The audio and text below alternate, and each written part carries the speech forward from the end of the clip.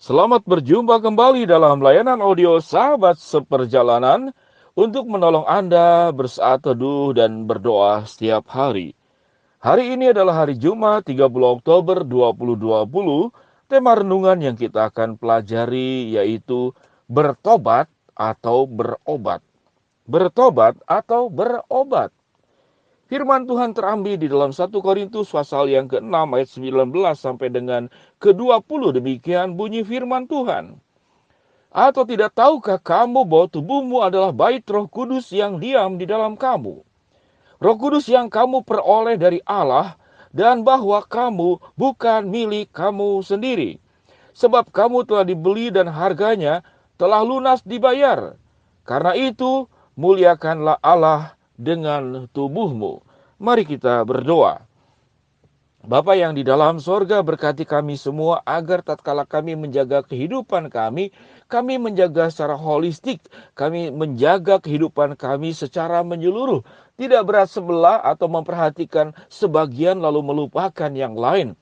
Bahwa Tuhan sudah menciptakan di dalam diri kami memiliki tiga unsur, yaitu tubuh, jiwa, dan roh, dan ketiga-tiganya kami harus jaga dengan baik sebagai bentuk pertanggungjawaban kehidupan kami di hadapan Tuhan.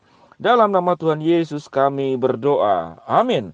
Sahabat seperjalanan, bertobat atau berobat.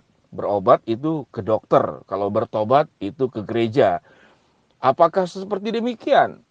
Pada dasarnya Tuhan sudah menciptakan sebagaimana dalam doa pembukaan yang saya sampaikan tadi, bahwa manusia itu memiliki tiga hal di dalam hidupnya, yaitu tubuh, jiwa, dan roh. Ada yang percaya kepada hanya dua bagian saja, yaitu tubuh dan roh.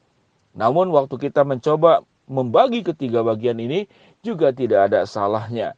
Dan Tuhan mengajarkan kepada kita bahwa ketiga bagian ini adalah bagian yang diciptakan Allah, yang diberikan oleh Allah, yang dipercayakan oleh Tuhan untuk kita jaga baik-baik.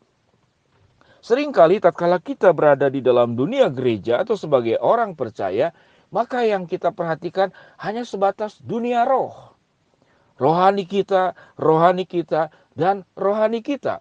Bahkan mereka yang punya masalah kejiwaan, misalkan gangguan kejiwaan, seringkali dikaitkan bahwa dia kemasukan setan, dia kesurupan, dia kena guna-guna. Dikaitkannya selalu dengan hal-hal yang spiritual. Namun sesungguhnya tiga bidang keilmuan ini adalah bagian daripada keilmuan yang berasal dari Tuhan juga.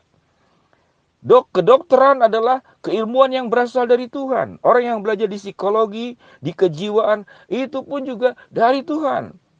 Yang bidang teologi, yang bidang gereja, yang bidang hal-hal rohani, itu pun juga dari Tuhan. Bukankah kita memiliki anggota tubuh yang namanya kepala? Dari kepala kita melihat ada mata, ada hidung, ada telinga, ada lidah, ada gigi. Itu berurusan dengan dunia kedokteran. Sahabat seperjalanan, saya ingin tanya kepada sahabat seperjalanan. Kalau Anda sakit gigi, kemudian misalkan udah goyang, mau dilepas, apakah Anda pergi ke pendeta? Apakah Anda pergi ke psikolog? Anda akan pergi ke dokter. Tatkala Anda membutuhkan obat-obatan, katakanlah ada gangguan kejiwaan, ada gangguan masalah kepribadian, Anda membutuhkan psikolog, Anda membutuhkan psikiater. Tatkala Anda berbicara tentang bagaimana bertumbuh di dalam Tuhan, di dalam kebenaran firman Allah, Anda baru membutuhkan pendeta. Anda membutuhkan rohaniawan. Sahabat seperjalanan membutuhkan gereja. Ketiga unsur ini yang dikatakan oleh Tuhan adalah bait Roh Kudus yang diam di dalam kamu yang harus kita jaga. Berbicara tentang bait Roh Kudus biasanya selalu dikaitkan dengan masalah fisik, masalah tubuh. Bagian yang penting daripada orang percaya yaitu berbicara tentang menjaga kesehatan. Kalau Anda bertobat, Anda ke gereja. Kalau ke pendeta, langsung Anda bertemu dengan Tuhan. Kalau Anda berobat perlu ke gereja tidak? Sebetulnya kait-mengait. Pertobatan dan berobat adalah dua bagian yang perlu kita perjuangkan. Berapa banyak anak-anak Tuhan itu mengabaikan kesehatan, memiliki pola hidup yang tidak sehat, pola hidup yang buruk, pola makan yang buruk, pola tidur yang buruk, pola mengolah emosi yang buruk, pola mengolah pikiran yang buruk. Kesehatan adalah bagian yang perlu dipertanggungjawabkan di hadapan Tuhan. Saya masih ingat sekali tatkala saya menjadi hamba Tuhan sekian tahun yang lalu, sudah sangat lama. Saya tidak menjaga kesehatan, apapun saya makan. Artinya apa yang enak saja, apalagi dijamu. Kalau melayani ke kota-kota mana, diundang kemana, diundang jemaat, syukuran, diundang khotbah. Maka selalu yang mengundang itu akan membawa ke tempat-tempat makanan yang enak. Tidak terasa dari berat badan saya 62 kilo, lalu masuk sekolah teologi 73 kilo, sampai mencapai 100 kilo. Apakah itu berarti diberkati Allah? Wah, kalau pendeta gemuk, wah makmur, Anda senang. Anda berlaku kejahatan kepada pendeta Anda. Jangan biarkan pendeta Anda itu, hamba Tuhan Anda di gereja itu, menikmati makan lalu mengorbankan kesehatannya. Dalam posisi 100 kilo, kemudian saya cek ke laboratorium. Merahnya 7. Lalu saya bilang kepada istri saya, apakah umur saya bisa melihat anak saya sampai menikah dan saya punya cucu? Dari sanalah saya mulai melakukan pertobatan. Jadi pendeta pun perlu bertobat, hamba Tuhan pun perlu bertobat ya. Anak-anak Tuhan juga perlu bertobat.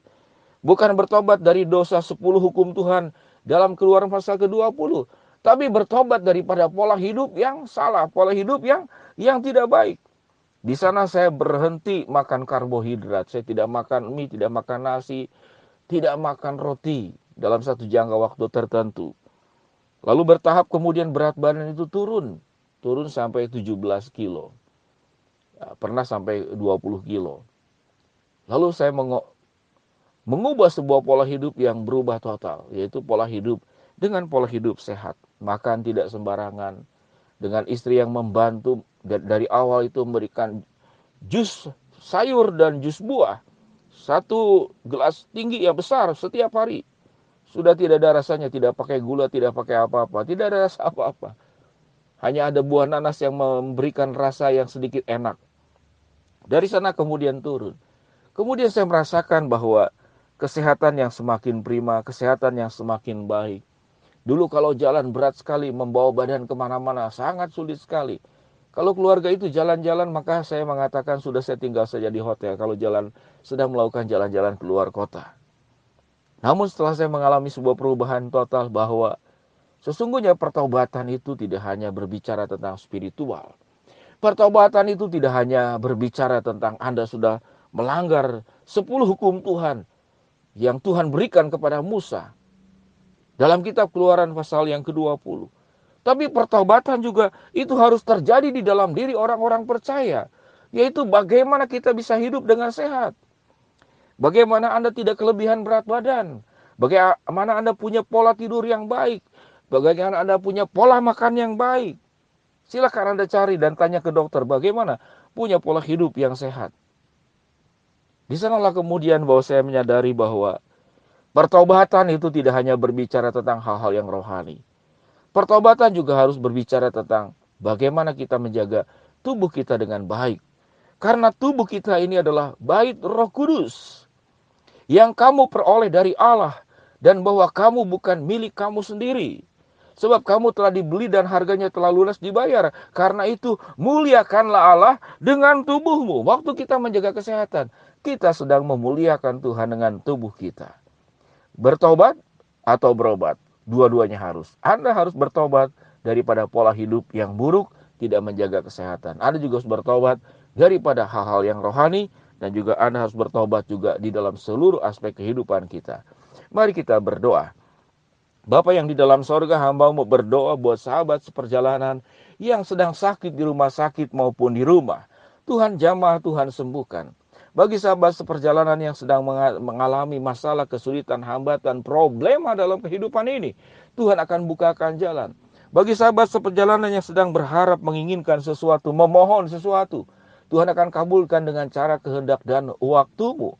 Dan biarlah ya Tuhan, agar setiap kami masing-masing, kami mengalami pertobatan, agar kami tidak berobat, agar kami tidak memakan obat-obatan yang tidak penting.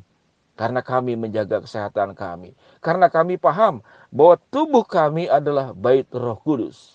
Sehingga baik tubuh, baik jiwa maupun roh kami, segalanya itu kami persembahkan bagi kemuliaan Tuhan. Dalam nama Tuhan Yesus kami berdoa. Amin. Shalom sahabat seperjalanan, selamat beraktivitas, tetap sukses, tetap jaga kesehatan karena tubuhmu adalah bait Roh Kudus. Kalau punya pola-pola hidup yang buruk, yang merusak tubuhmu sebagai bait Roh Kudus, maka mulai hari ini setelah Anda mendengarkan layanan audio sahabat seperjalanan, mulai bertobat. Bertobatlah sebelum engkau berobat. Mari kita terus berjalan di dalam Tuhan. Shalom, Tuhan memberkati. Amin.